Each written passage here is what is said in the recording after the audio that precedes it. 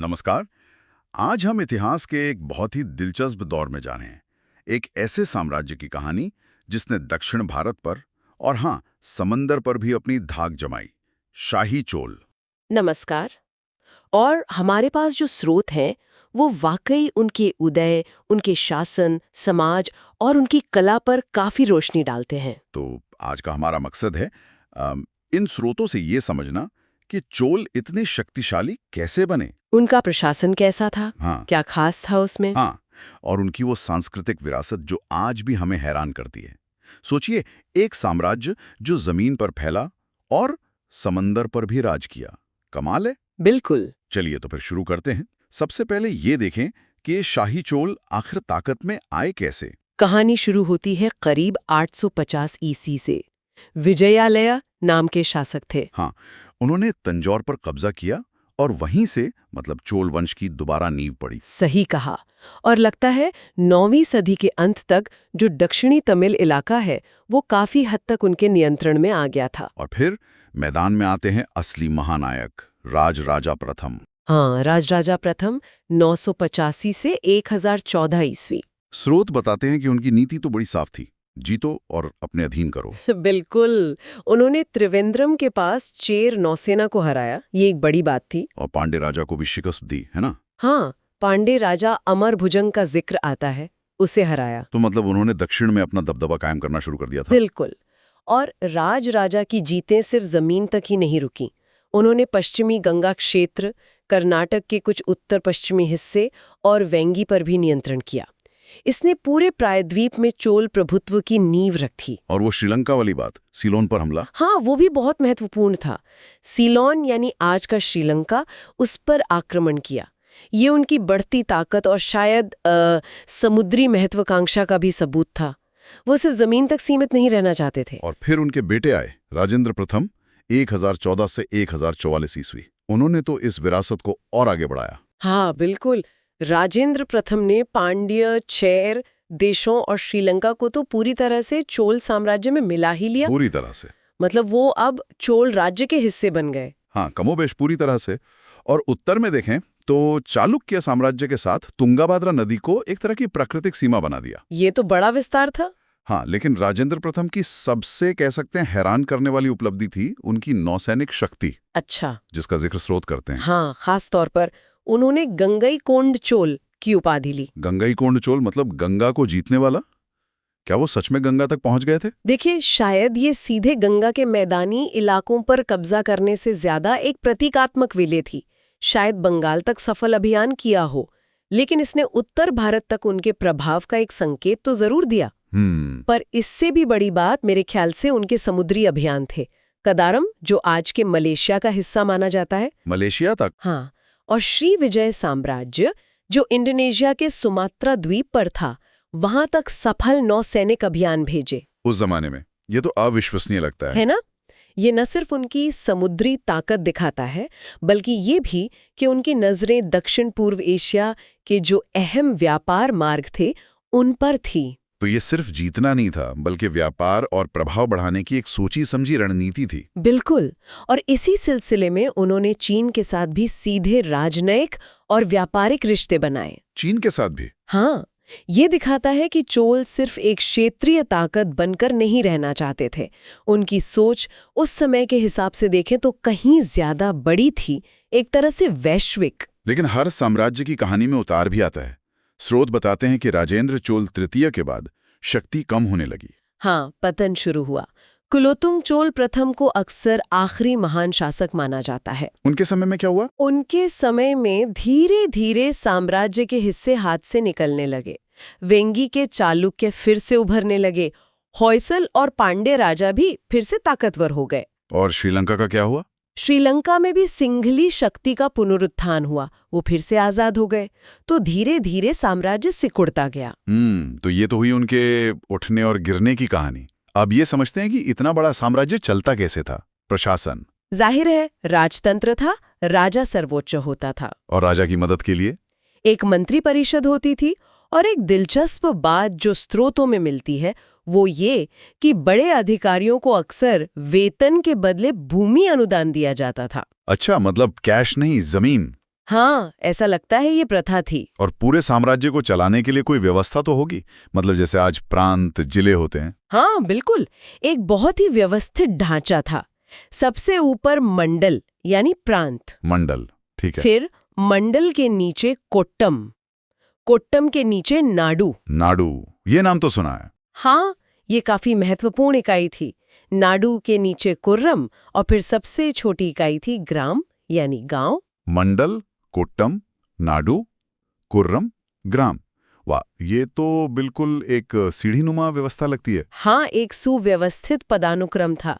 इतने बड़े इलाके पर नियंत्रण रखने और शासन चलाने के लिए ये जरूरी भी था। अच्छा, और पैसा, इतनी बड़ी सेना, नौसेना, भव्य मंदिर, इन सब के लिए पैसा कहाँ से आता था? राजस्व व्यवस्था कैसी थी? देखिए, राजस्व का जो मुख्य स्रोत था वो तो भू राजस्व ही था, जमीन पर लगने वाला टैक्स। कितना होता था ये टैक्स? स्रोत बताते हैं कि ये उपज का लगभग 1/3 होता था। 1/3, ये तो काफी ज्यादा है। हाँ, ये ज्यादा तो लगता है। इसे नकद या फिर अनाज वगैरह के रूप में भी दिया जा सकता था। और इसके अलावा? इसके अलावा सिंचाई पर अलग से टैक्स था, रास्तों पर चुंगी लगती थी, व्यापार पर टैक्स था, और तो और खानों, जंगलों, नमक बनाने की जगहों पर भी कर लगते थे। मतलब टैक्स का जाल तो काफी फैला हुआ था। हाँ, और बाहरी व्यापार, जो समुद्री व्यापार था, उस पर भी राज्य का अच्छा खासा नियंत्रण था। इसी पैसे से फिर सेना और मंदिर बनते होंगे। बिल्कुल, ये जो व्यापक राजस्व प्रणाली थी, इसी ने राज्य को इतनी विशाल सेना, एक शक्तिशाली नौसेना रखने और उन भव्य मंदिरों जैसे सार्वजनिक कार्यों के लिए धन जुटाने में सक्षम बनाया। एक तरह के लोक निर्माण विभाग का भी उल्लेख मिलता है। अच्छा, पब्लिक वर्क्स डिपार्टमेंट जैसा कुछ? हाँ, शायद, जो सड़कें, तालाब और दूसरे सार्वजनिक निर्माण देखता हो। और सेना के बारे में क्या जानकारी है? पैदल, घुड़सवार? हाँ, सेना में पैदल सैनिक थे, हाथी सेना थी, घुड़सवार सेना भी थी, और जैसा हमने पहले कहा, एक बहुत मजबूत नौसेना। कोई खास तरह के सैनिकों का जिक्र? एक वेलाई करस नाम के समूह का जिक्र आता है। शायद ये राजा के विशेष अंगरक्षक या खास सैनिक टुकड़ी होती थी। और सेना के बड़े अधिकारी? हाँ, महादंड नायक या सेनापति जैसे पद थे। कुल मिलाकर एक संगठित और ताकतवर सैन्य बल था उनके पास। ठीक है, अब आते हैं उस पहलू पर जो चोलों को मेरे ख्याल से वाकई बहुत खास बनाता है, उनका स्थानीय स्वशासन, लोकल गवर्नेंस। हाँ, ये चोल प्रशासन की शायद सबसे अनूठी और दिलचस्प विशेषता है। स्रोतों से जो पता चलता है वो तो कमाल का है। लगता है गांव और कस्बों के स्तर पर लोगों की अपनी सभाएं होती थीं, जो अपने काफी सारे मामले खुद ही संभालती थीं। बिल्कुल सही, कई तरह की सभाएं थीं जिनका जिक्र मिलता है। जैसे एक थी नाडु। ये असल में उस इलाके के जमीन मालिक किसानों की सभा होती थी, और ये टैक्स वसूलने के लिए भी एक इकाई थी। इसमें कौन लोग होते थे? इसमें दोनों तरह की बस्तियां शामिल थीं। ब्रह्मदेय यानी ब्राह्मणों को दान में मिली जमीनें, और वेलन नवगई यानी गैर ब्राह्मण किसानों की बस्तियां। अच्छा, और इसके अलावा? फिर थी सभा या महासभा। ये खास तौर पर ब्राह्मण बस्तियों यानी ब्रह्मदेय की सभा थी। ये ज्यादा महत्वपूर्ण थी क्या? ऐसा लगता है। ये बहुत संगठित थीं। ये समितियों के जरिए काम करती थीं, जिन्हें वारियम कहा जाता था। वारियम मतलब कमिटीज? हाँ, बिल्कुल। और सदस्य बनने के लिए बाकायदा योग्यताएं तय थीं। इनके अपने अधिकारी भी होते थे। अधिकारी जैसे करनत्तन, जो हिसाब किताब रखता था, यानी अकाउंटेंट। जबरदस्त। और मध्यस्थ, जो शायद सभा की कार्यवाही का रिकॉर्ड रखता था। और ये सभा करती क्या थी? बहुत सारे काम, टैक्स जमा करना, न्याय व्यवस्था देखना। एक शब्द मिलता है धर्म शासन, जिसका मतलब शायद यही है, और मंदिरों का प्रबंधन करना, ये सब इनके जिम्मे था। वाह, और गैर ब्राह्मण गांव के लिए भी कुछ था? हाँ, उनके लिए थी। और ये गैर ब्राह्मण गांव की आम सभा थी। इसके भी अपने अधिकारी थे। जैसे तंडाल, जो टैक्स कलेक्टर होता था, और न्याय शत्तर, जो शायद पुलिस या कानून व्यवस्था देखता था। और व्यापारी, उनका क्या? व्यापारियों की अपनी अलग सभा थी, नगरम। ये शहरों या कस्बों में होती थी और व्यापार और बाजार को नियंत्रित करती थी। इनका भी अपना हिसाब किताब रखने वाला अधिकारी होता था, नगर कणक को। क्या बात है, मतलब हर स्तर पर हर समूह के लिए अपनी एक व्यवस्था थी। हाँ, काफी विस्तृत और संगठित लगती है ये व्यवस्था। और वो उत्तर मेरु शिलालेख, उनसे तो सभा के बारे में और भी गजब की बातें पता चलती है, खासकर चुनाव के बारे में। हाँ, उत्तर मेरूर के शिलालेख तो इस मामले में सोने की खान जैसे हैं। वो बताते हैं कि सभा के सदस्य चुने कैसे जाते थे। कैसे? बाकायदा नियम थे, जैसे चुनाव लड़ने के लिए कुछ योग्यताएं थीं। आपके पास अपनी जमीन होनी चाहिए, अपना घर होना चाहिए, आपको वेदों का थोड़ा ज्ञान होना चाहिए और आपका चरित्र अच्छा होना चाहिए, मतलब आप ईमानदार हो। ये तो काफी ऊंची जरूरतें हैं। हाँ, और चुनाव का तरीका वो तो और भी अनोखा था, लॉटरी सिस्टम से। लॉटरी से? कैसे? एक बर्तन में योग्य उम्मीदवारों के नाम की पर्चियां डाली जाती थी और फिर किसी बच्चे से एक एक पर्ची निकलवाई जाती थी। इस प्रणाली को कुडवोलाई कहा गया है। कुडवोलाई, ये तो अद्भुत है। मतलब पर्ची सिस्टम से चुनाव। हाँ, ये कुडवोलाई प्रणाली वाकई बहुत अनोखी है और सदस्यों का कार्यकाल भी तय था 3 साल। तुरंत बाद दोबारा नहीं चुना जा सकता था, शायद कुछ समय का गैप रखना पड़ता था। और वो वारियम यानी समितियां, वो किस किस तरह की थीं? कई तरह की थीं, जैसे तालाब समिति जो सिंचाई और पानी के इंतजाम देखती थी, स्वर्ण समिति जो शायद सोने चांदी के मानकों या दान वगैरह से जुड़ी हो, एक वार्षिक समिति भी थी जो शायद पूरे साल के कामकाज का लेखा जोखा रखती हो थी। मतलब उस जमाने में एक तरह की चुनाव प्रक्रिया थी, योग्यता के आधार पर उम्मीदवारी थी, लॉटरी से निष्पक्ष चुनाव की कोशिश थी, कार्यकाल तय था, दोबारा चुनाव पर रोक थी। ये सब सुनकर तो आज के लोकतंत्र के कुछ सिद्धांत याद आ जाते हैं। बिल्कुल, ये कहना शायद थोड़ी ज्यादती होगी कि ये आज जैसा लोकतंत्र था, पर इसमें लोकतांत्रिक तत्व जोरदार तरीके से मौजूद थे। ये दिखाता है कि स्थानीय स्तर पर स्वशासन कितना विकसित था। ये चोल प्रशासन की एक बहुत बड़ी उपलब्धि मानी जानी चाहिए। वाकई। चलिए अब समाज और संस्कृति की तरफ बढ़ते हैं। समाज कैसा था उस समय का? क्या वर्ण व्यवस्था थी? स्रोत बताते हैं कि हाँ, उत्तर भारत की वर्ण व्यवस्था का असर तमिल समाज पर भी पड़ा था। इससे एक तरह का शायद 2 स्तरीय विभाजन दिखता है, ब्राह्मण और गैर ब्राह्मण। और किसानों का क्या स्थान था? वेलाल, जो कि शूद्र किसान माने जाते थे, वो समाज में संख्या और महत्व दोनों में प्रमुख थे। और ब्राह्मण? हाँ, ब्राह्मणों का वर्चस्व तो साफ दिखता है। वो वेदों के जानकार थे, उन्हें ब्रह्मदेय के रूप में काफी जमीनें मिली हुई थी। वो पुरोहित वर्ग थे। व्यापारी वर्ग? नगरत्तार यानी व्यापारी वर्ग, जिन्हें वैश्य माना जा सकता है, वो भी काफी महत्वपूर्ण थे। और एक और विभाजन का जिक्र आता है, वलंगई और इडंगई। ये क्या था? हाँ, ये एक और तरह का सामाजिक बंटवारा था। वलंगे यानी दाहिने हाथ वाले समूह और इडंगे यानी बाएं हाथ वाले समूह। ये शायद मंदिर सेवाओं या व्यवसायों पर आधारित था, लेकिन इसके पीछे की सटीक वजहों या इनके आपसी रिश्ते हमेशा साफ नहीं है। कभी-कभी इनमें तनाव की भी खबरें मिलती हैं। और पवित्रता अपवित्रता की धारणाएं? हाँ, पवित्रता और अपवित्रता की धारणाएं भी समाज में अलग-अलग स्तरों पर मौजूद थीं। और मंदिर, आपने कहा वो सिर्फ पूजा की जगह नहीं थे, उनका समाज में क्या रोल था? मंदिर सामाजिक जीवन के केंद्र थे, बहुत महत्वपूर्ण। यहीं पर सभाएं होती थीं, कई बार शिक्षा भी दी जाती थी, कलाओं को जैसे संगीत और नृत्य को बढ़ावा मिलता था, और कभी-कभी तो वो बैंक की तरह भी काम करते थे, लोगों के पैसे जमा रखते थे। अच्छा, ये तो मल्टीफंक्शनल सेंटर थे। बिल्कुल। और ये वो दौर भी था जब भक्ति आंदोलन, खासकर शैव और वैष्णव भक्ति, बहुत जोरों पर था। बड़े बड़े संत हुए जिन्होंने तमिल भाषा में भक्ति साहित्य रचा। लेकिन देवदासी प्रथा का भी जिक्र आता है। पर अलग से बात हो सकती है। ठीक है, अब आते हैं अर्थव्यवस्था पर। क्या ये एक अमीर साम्राज्य था? व्यापार कैसा था? हाँ, ये आर्थिक समृद्धि का दौर लगता है। कई तरह के उद्योग पनपे। कांचीपुरम जैसे रेशम की बुनाई का बहुत बड़ा केंद्र बन गया था। कांचीपुरम सिल्क, बिल्कुल, वो तो आज भी मशहूर है। बिल्कुल। और मंदिरों में मूर्तियों और पूजा के बर्तनों की भारी मांग थी। इससे धातु का काम, खासकर कांसे का काम बहुत विकसित हुआ। चोल कांसे प्रतिमाएं, नटराज की मूर्ति। हाँ, चोल काल की कांसे की मूर्तियां और उनमें भी नटराज यानी शिव के नित्य रूप की मूर्ति तो आज दुनिया भर में कला के उत्कृष्ट नमूनों में गिनी जाती हैं। और ये सब कैसे संभव हुआ? देखिए, खेती में काफी अनाज पैदा होता था, मतलब कृषि अधिशेष था, और उद्योगों का विकास हुआ।